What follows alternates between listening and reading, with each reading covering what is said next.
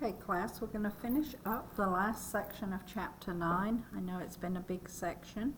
We're going to start factoring polynomials completely. So bottom line is we're going to learn one more thing, and then we're going to start putting it all together.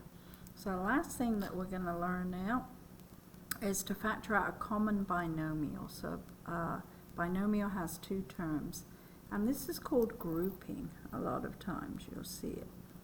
Okay, so I'm going to show you what it looks like here. So say they write this 2x, then you've got parentheses x plus 4 minus 3 parentheses x plus 4. The way that you know that you can factor out a common binomial, and this is your common binomial right here, is if it's exactly the same. And since x plus 4 and x plus 4 are exactly the same, then you have two answers from this. One of them is the common binomial, which you see right here. So that is part of your solution. And the other one comes from reading what's left in between. So I've got a 2x and I've got a minus 3 right here. So once you have it in that form, it's fairly easy to read. All right? So 2x minus 3 is one of the factors. And then the other common factor is x plus 4. It's common, so it's only counted once, all right? So that would be your answer. So let's look at this one, the same thing. Y minus 2 is the common binomial. The only thing is you have to do something to this, because see how this is correct, y minus 2? This is 2 minus y. So I'm going to show you that you're just going to factor out a negative 1 here. All right? So I'm going to rewrite here. Plus 5, but then I'm going to divide out a negative 1. So right now you've got 2 minus y, so I'm going to show you what you do. If you divide everything by negative 1, that becomes a positive y, and the 2 becomes a negative, and that means I have to divide this also. Okay? So now y minus 2 is my common term, and this plus 5 now becomes a minus 5. So my two factors are going to be 3y squared. The plus 5 is now a minus 5, and then the other common factor is y minus 2. Okay, and you can show, they showed how to do it.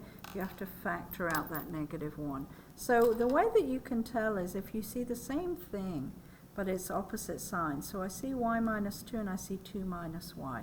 That means by dividing out a negative 1, you can make this factor or binomial the same as this. So it's a little trick that you do. So let's start by working by factoring by grouping. The way that you can tell when you factor by grouping is it's as simple as this. It has 4 terms that you can combine together. So here's an example. So you're going to see it's not difficult. So the key is it has to have 4 terms that cannot be combined. So I can't combine these together. They're in descending order. So you do want to put them in descending order. So the way I think about it, I'm going to use a colored highlighter, is divide it in 2. So split it in half. And we're going to take the greatest common factor out of the first half, and we're going to do the same for here. So I've got x cubed plus 3x squared. So x squared is the common factor, and that leaves me x plus 3. Then over here, you always take the sign. This is a positive. 5 goes into 15, so plus 5 is a common factor, and that leaves me x plus 3. Okay? And when you do that, you have to have a common binomial, which you do here. And that looks just like what we did. So that means one of the answers is x plus 3, and the other answer comes from what's left. So let me highlight it so you can see quite clearly. We've got an x squared plus 5. All right? So that is the other common factor, x squared plus 5. So that would be your answer. So once you know how to do this, it's actually fairly straightforward. So let's go ahead and try another one.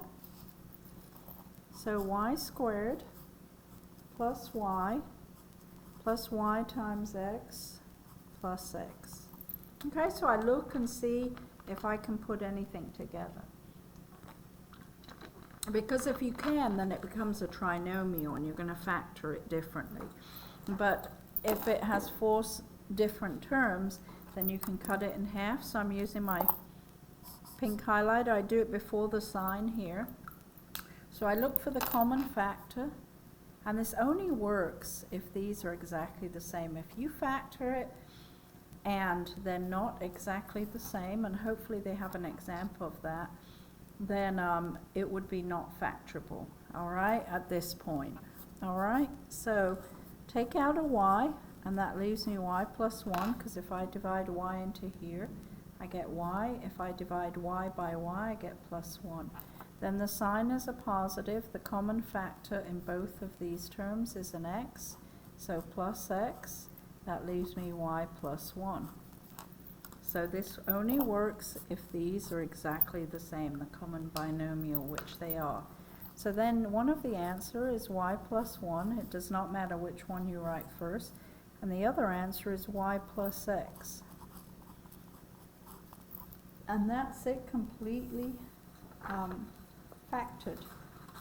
So you can see that it's easy to tell because it has 4 terms. So it does not take much to look at and see. So let's try factoring by grouping again. X cubed. So I'll just move that. I'm going to move it back like, yeah, there we go. X cubed minus 6 plus 2x minus 3x squared. I like to write it in descending order, okay? So go ahead and rearrange it. X cubed minus 3x squared plus 2x minus 6. All right? Then go ahead, and I'm still showing the pink highlighter. Next time I'm not going to do it. Divide it in half before the sign here. So the common factor here is x squared, because I've got x cubed minus 3x squared. So x squared is common to both. That leaves me x minus 3. Here 2 goes into 6, so plus 2, you bring down the sign with it. That leaves me x minus 3. So again, we have common binomial of x minus 3.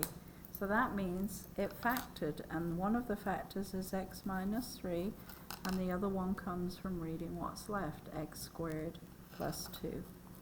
So it's a very simple process.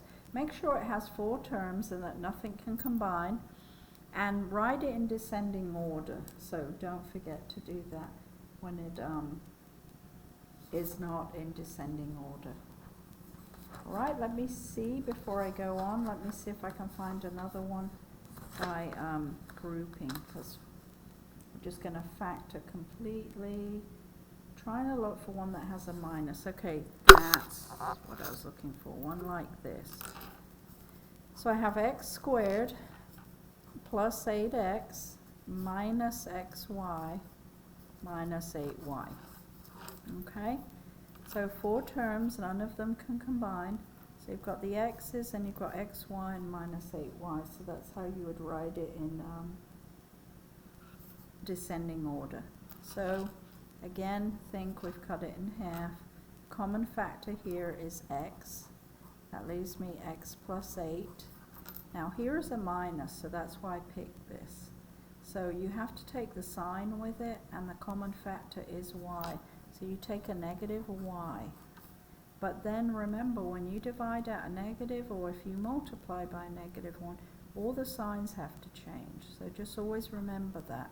So it now becomes a positive x and a positive 8. If you don't do that, then it's going to be wrong. You're going to get something that doesn't match this, and you're going to think it's wrong when it's just because you forgot to change the signs. So it does have a common factor of x plus 8. So you know that one of the answers is x plus 8, and the other answer is x minus y. Okay, so you've seen quite a few on grouping, so you know what to do if you have a negative. That's why I'm saying the sign always comes down. All the other ones have been positive. But here, you not only take out the common factor of y, you take out the negative y, and then change all the signs, and as long as you have exactly the same thing here, then you can factor it and it's not a problem. If for some reason you ended up with not a common binomial, then you would put not factorable, okay? Alright, so we're going to just, it's a mix now of everything. You've learned everything, factoring, checking for the greatest common factor, checking if it's a negative at the beginning, dividing out the negative and any other common factor, difference of perfect squares, perfect square trinomials. There's a lot to factoring. It's a huge concept, but it's going to come up over and over again in algebra. Okay, so here we're going to start with just factoring completely. So you just look real quick, and I'm going to give you a sheet with the rules in class of what to look for. So you always make sure it's in descending order first, that it does not have a -1. So I'm talking about this, but once you know, it takes like 2 seconds to check real quick. So it is in descending order. It does not start with a -1. It has 3 terms, so it's either going to factor. Check real quick if it's not a perfect square trinomial, and it can't be because there's not a plus here. So it either factors or it doesn't.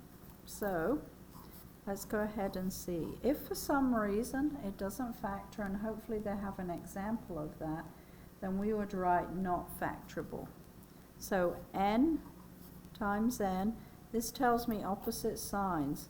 So opposite signs to make a 1 have to be a +1 and -1. We have no other choice. So I'm going to write that down. Okay, when I multiply this out, +1 and -1 gives me a 0 in the middle. Is that going to work? Is there any possible way I can get a positive 2n? I love the fact they started out. This is not factorable. It does not work. So you put not factorable. Nothing is going to give me a positive 2n. 1 is prime. My only choice for 1 is 1 times 1. And the signs have to be opposite. So I've got a +1 and -1. That gives me a 0.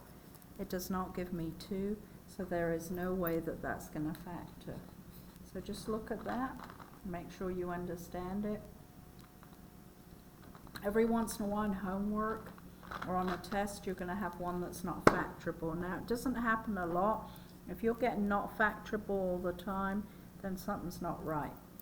But it does happen occasionally. Let's look at this one. 4x cubed minus 44x squared plus 96x. Okay? So the first thing we do is make sure it's in descending order, which it is. It doesn't start with a negative, so we don't factor out -1. And then we look for the greatest common factor. So that's the way you always do. Descending order, check that it's not beginning with a negative, and then look for the greatest common factor. And the greatest common factor is 4 goes into all of these, and an x. So 4x is what you're going to divide by. All right? Because if I have 3 x's, 2 x's, and 1, I can take at least 1 x. It's always the smallest exponent, and then 4 does go into these. So 4x into 4x cubed is x squared minus 4x into 44x squared gives me 11x plus the x's cancel out. 4 goes into 96 24 times, and obviously you have a calculator, so you definitely want to have that with you. So I'm going to bring down the 4 and the x because there's a variable attached to it. So I want to show you something. This highest exponent is 3. That means there should be 3 solutions. When it's 2, there should be 2 solutions. So let's go ahead and look, we have one solution here and we get 2 from here. So let's go ahead and factor this. So this is going to be x and x. Plus means same signs, they're both going to be negative. And what are factors of 24 that give me 11? I'm not going to write them all out again like I did earlier. You should quickly be able to go through your mind. 6 and 4 isn't going to give me 11, it gives me 10. 8 and 3, 8 times 3, negative 8, negative 3, give me negative 11. Okay? So those are the 3 factors. Like I said, cube. Here's 1, here's 2, here's 3. That's your final answer. Now they're not set equal to 0, so you don't solve, you just factor. So the next one, example, 50h to the 4th. I'm just going to do a few examples because the more that you practice and you look at, you'll see, and they're all different. So this only has 2 terms. So it's in descending order. So I'm going to go ahead and see if anything can come out. 50 and 2, 2 is a common factor, and h to the 2nd power. So I take 2h to the 2nd power. If I divide 2 into 50, I get 25. And I take 2 h's from 4, I get 2 left. Minus, if I take something out completely, it becomes 1. Okay? So remember, 4 factors, I've got 2 right here. That means I should get 2 from here. So you look here, this has 2 terms. So it's either going to be sum and difference of perfect squares, or we're done. So you should be able to look and see that 25 is a perfect square and 1 is. So 2h squared is going to come down, and this is going to factor to 5h minus 1 and 5h plus 1. So that's your final answer. 1, 2, and then 2 from here. So you get the 4 factors that you're looking for. Okay? Alright, let's try this one. 3x to the 3rd power minus 12x. So, let me move that. So it is in descending order. So it looks to me like 3 goes into 12, and I can take an x out. So 3x is the greatest common factor that you divide by. That leaves me x squared minus 4. Okay?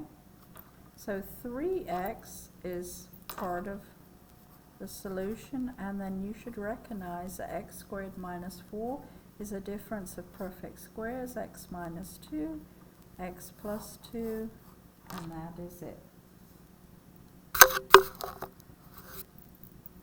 Just practice with this. The more you practice, the better off you're going to be. Okay, so let me move that down here. So let's try this one. M to the 3rd power minus 2m squared minus 8m. Alright, so it is in descending order. Let's check and see if a common factor can come out.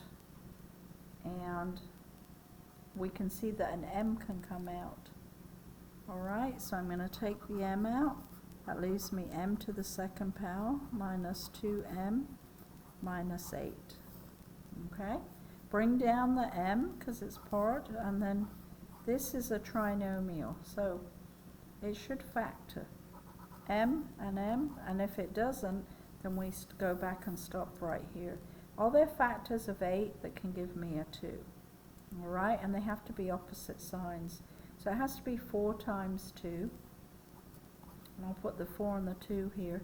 And I need a negative 2, so 4 is bigger than 2, that becomes negative, and that becomes positive, and here we go. Those are all factors of the original polynomial here. So they're all a little different, but you all have to practice starting the same way, where you're looking for common factors and things like that. that you're looking at for GCF, you're putting it in descending order, and so forth. So the first thing, always do it the same way, then there'll be no problems. Now they want us to solve a polynomial. As soon as they say solve, it means they're going to have an equal sign. Sorry. All right, so let's start with this. 3x to the third power plus 18x squared equals negative 24x. All right. So first things first, it needs to be set equal to 0, so I have to bring this over and make sure it's in descending order. So minus 24 becomes plus 24x equals 0. So that's the first thing. When I'm solving, it has to be set equal to 0. It is in descending order, so do that first. Now, you look and see if there's a greatest common factor. So I always check the numbers first and the variables. 3 goes into 18 and 24, and you have a common x in all of them. So 3x is what you're dividing by. Okay? When you say greatest common factor, you should realize that's what I was trying to show you, that you're dividing. We learned that at the very beginning. So when you divide this, you get x squared plus 6x plus 3 into 24 is what? 8, right? Okay, that's good. So remember, the beginning is to the third power. That means I should have 3 solutions when I solve for 0. So I'm going to take the first one and say 3x equals 0, because now I'm solving. Then I'm going to find the factors and set these equal to 0. So this is x and x. Plus here means same sign, and they're both going to be positive.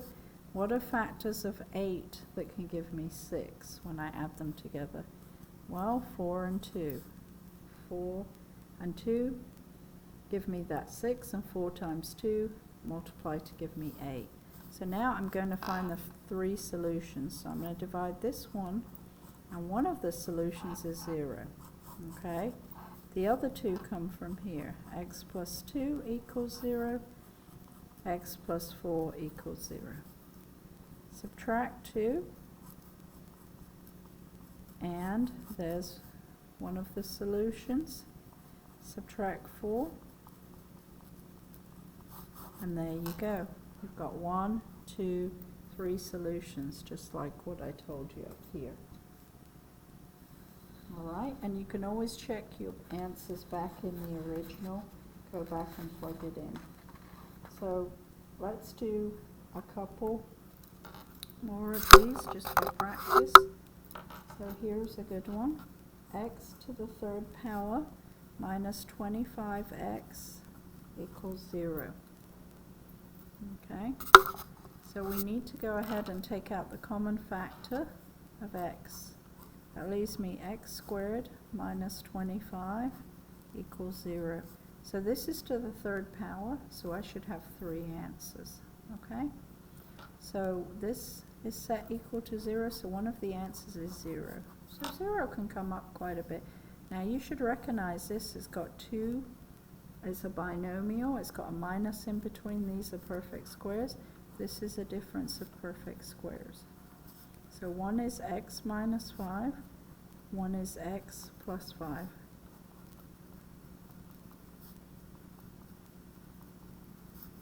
So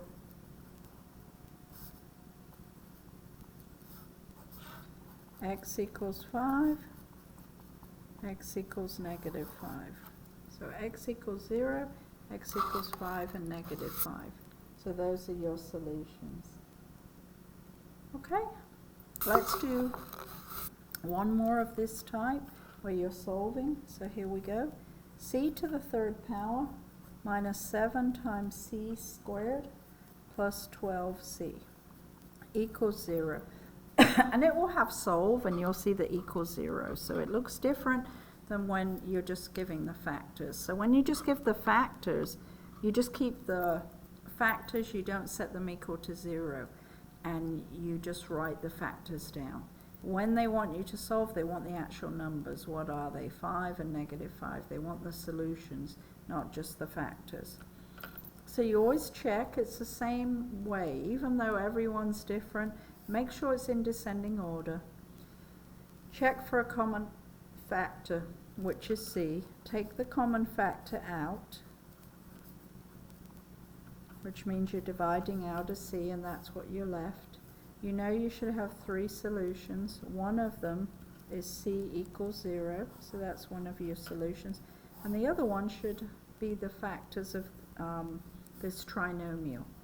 So you know from when we were factoring trinomials, C squared is C and C. Plus means same signs, they're both minus. Factors of 12 that can add 2 negatives to give you 7 has to be 4 and 3.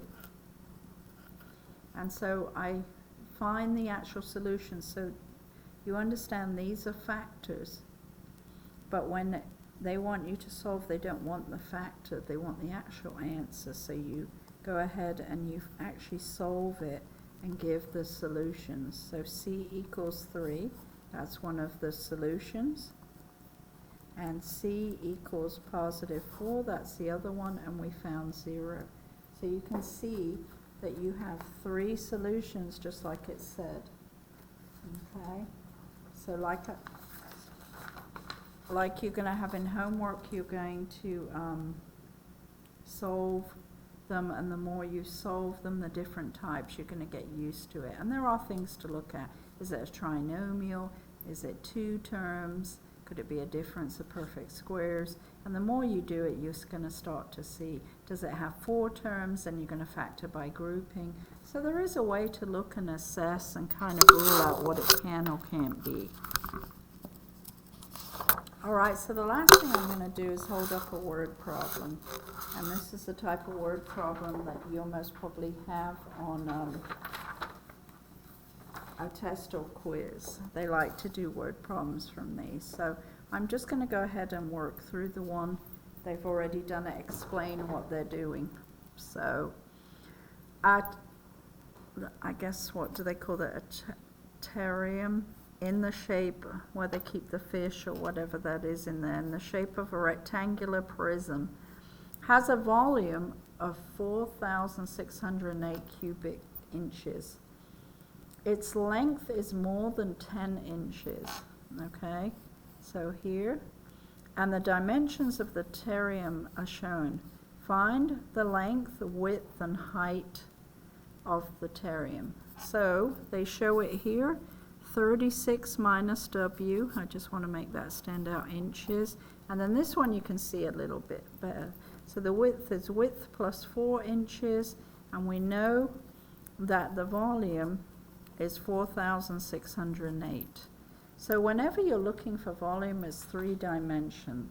Length times width times height. So you look, write a verbal model, then write an equation. So you can graph real quick. I like to graph out here, okay? So, sorry, I missed this W. This is actually the width. This is the height here, W plus 4. So you can see everything is given to you. It's either going to be given to you in a picture or it's going to say it. Excuse me. Volume is equals length times width times height.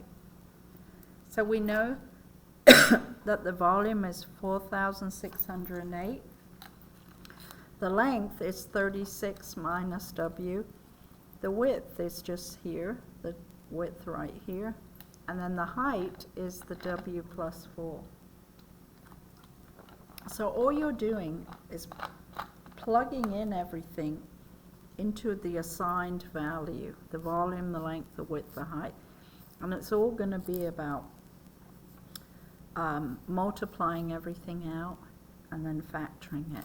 So I've got here the volume, 36 minus W times W plus height. Length times width times height. So the way that they skip this step, but they multiply. So if I had here 36 minus W times W, I would multiply that together. Then once I get that answer, I'll show you what they've done. So they multiplied these two together first. So when you do that, you get 36W minus W squared. Then they take that and multiply times w plus 4. So 36w times w is 36w squared. 36w times 4, I'm going to use my calculator, make it real quick, times 4 is going to be plus 144w. So I took that and I multiplied here. Negative w squared times w is negative w cubed.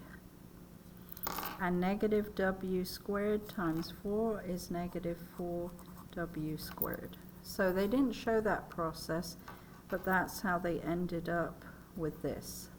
Okay? So I like to go ahead and rearrange it and write and combine any like terms that you can do. They kept. So when you do that, you've got negative w cubed. I've got 36w squared minus 4w squared. So that's going to be plus 32w squared plus 144w when I go ahead and combine. And this was set equal to 4,608.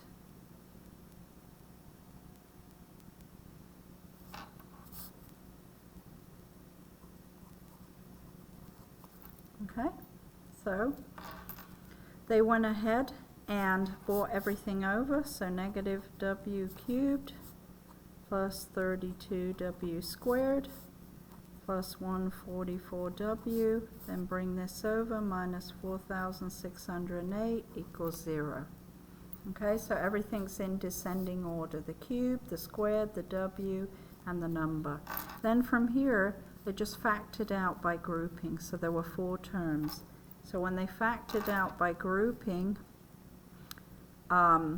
they were left with w minus 32 and w minus 32. And when I give you something, I'm going to give you something like this, but it's going to be much smaller numbers and easier to deal with.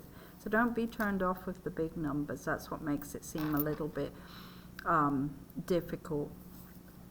So once they take the common factor out, then they were left with negative w squared plus 144. Took out the negative 1, and then you're left with w squared, and the plus became minus 144. Then you factored this. This is a difference of perfect squares. It factors to w minus 12, w plus 12, and you have the w minus 32. So you should have 3 answers. When you set them equal to 0, you got 32, 12, and negative 12. Okay? But since we're dealing with measurements and stuff, we're going to reject the negative 12 because you can't have negative width, height, length, any of that. So they had asked us to find the length, width, and height. So that means it's 32 and 12. So one of them's going to work and one of them's not going to.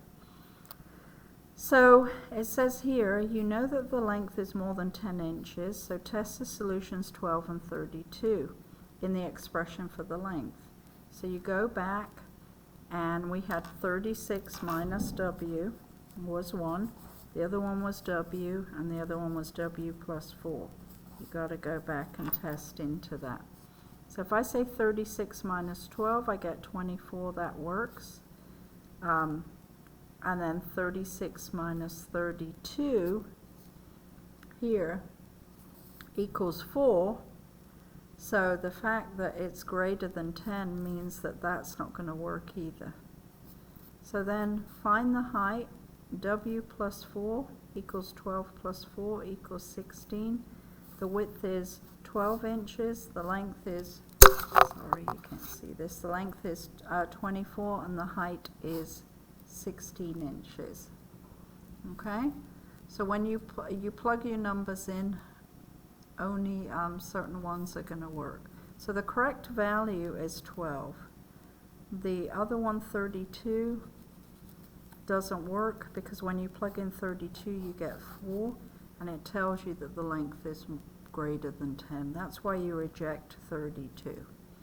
And then once you know it's 12, you plug them in. 36 minus 12 gives you that.